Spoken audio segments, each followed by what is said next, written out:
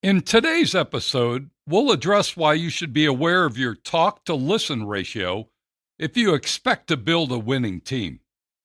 Specifically, you'll learn that as a society, we're losing our ability to listen, that there's a simple acrostic you can use as a memory hook to listen better, and I'll share 6 reasons you should listen more and 6 tips to help you get better at it.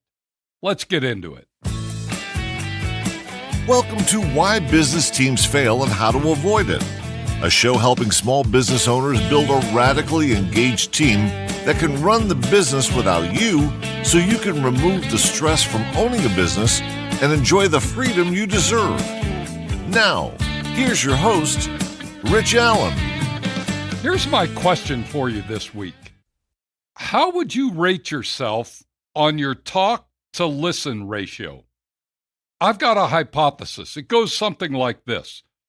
The higher a person's talk to listen ratio is, the less their partner trusts and admires them. Think about that for a minute. It will only take you a minute to get what I mean, and I'll be surprised if you don't agree with me. Said another way, the more someone talks in relation to how much they listen, the less they're trusted and admired.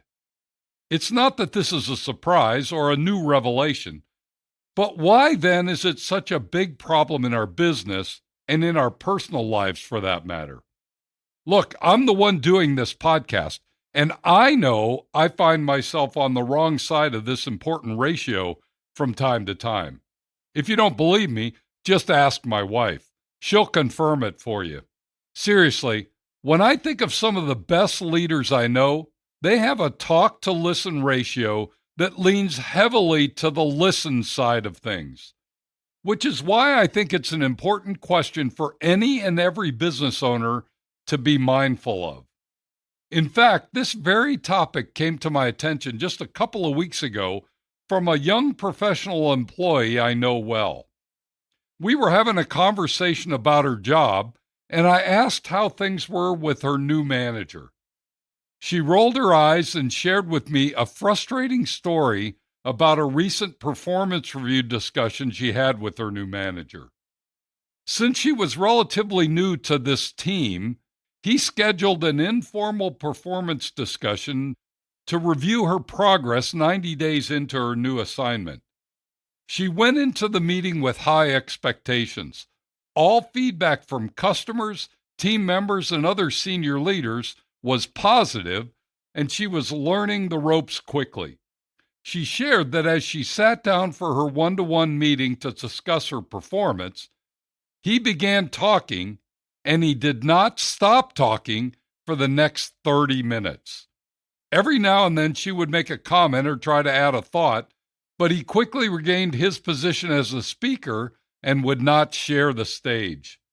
His talk to listen ratio was somewhere around 95 to 5, meaning he was talking for 95% of the time they were together. So let me ask you, after that meeting, do you think this young upcoming professional had more trust and admiration for her manager or less? You guessed it, far less. In fact, it made it crystal clear to her that he was not going to do anything to help her in her career. His one and only concern was himself. Do you know anyone like that? I'll bet you do. And you know that when someone in leadership does nothing but talk and clearly does not listen, those around them quickly start to tune out and check out. Which is why, as business owners, we must sharpen our skills and be very aware of our own talk-to-listen ratio. I've heard some suggest that a good ratio is somewhere near 30-70, 30% of the time in talk mode and 70% of our time in listen mode. The best salespeople operate somewhere near the 10 to 90 range, where they talk very little and are in listen mode nearly all the time. Where do you think you land on this scale?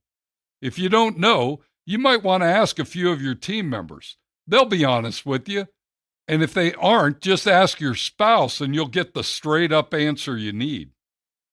Let me see if I can help a bit by giving you an acrostic that you can follow, some reasons that you should listen more, and a quick 6-step guide to follow. Here's the acrostic. RASA. R-A-S-A. The word itself means essence or flavor, but in this context, R stands for receive or be in active listen mode. A stands for appreciate. Think about what the other person is saying, or in other words, don't be listening to prepare your response, which is what we're most oftentimes doing. S stands for summarize, or share back what you believe you just heard to confirm you got it right. And A stands for ask. Dig deeper and repeat the RASA process again. It's a brilliant tool for remembering to be in listen mode. R-A-S-A. Keeping RASA in mind, let me share with you 6 quick reasons why you should be more of a listener than a talker. Number 1, you may learn something. It's hard to learn anything when you're the one doing all the talking. Number 2, you'll gain the respect and trust of whoever you're talking with. It's the natural response when someone's a great listener. Number 3, you'll command attention when you do speak. We all know people who speak so much that we tune them out. You want to be the opposite of that. Number 4, you can keep your cards close to your chest. By listening more than talking, you're behaving more like a professional poker player. Number 5, you can keep the conversation going longer. If you do talk, make it a habit to ask questions rather than make statements. It's a ninja trick. And number 6, you're less likely to say something stupid or something you'll regret. I hate to say I have personal experience with this one. Now, if any of those specific reasons got your attention, let me share with you one last piece of advice, and that's how to be a better listener. I've got 6 specific tips to help you get better in this area. Number 1, make good eye contact. It's much harder to start talking if you're actively listening, which means you're 100% engaged with the other person. Eye contact is your best friend for this. Number 2, separate judgment from listening. Don't listen to judge or critique. Listen to understand and learn. Suspend your urge to be judgmental. Number 3, don't jump ahead. Far too many people listen only long enough to formulate the answer or response they're going to give. Stop getting ahead of the game. Just focus on listening. Number 4, become comfortable with silence. This may be difficult for you, but it's well worth practicing and getting better at. Just be patient and allow the silence to be okay. Number 5, reflect back what you just heard them say. Rather than respond with your thoughts or your opinion, practice responding with a, "So what I heard you say was."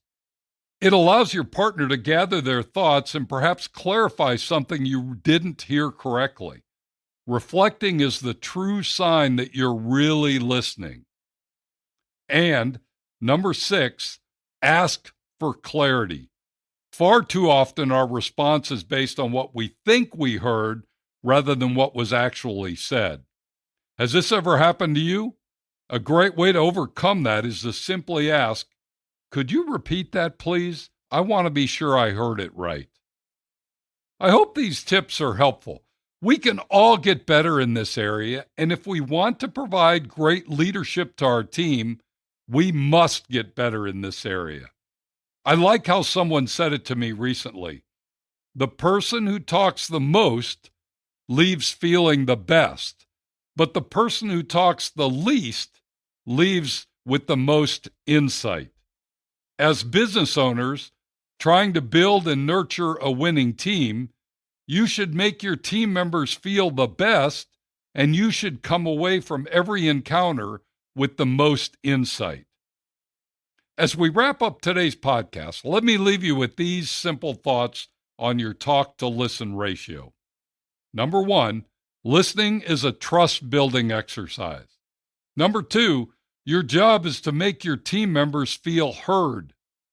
Number 3, remember to use the acrostic RASA: receive, appreciate, summarize, and ask.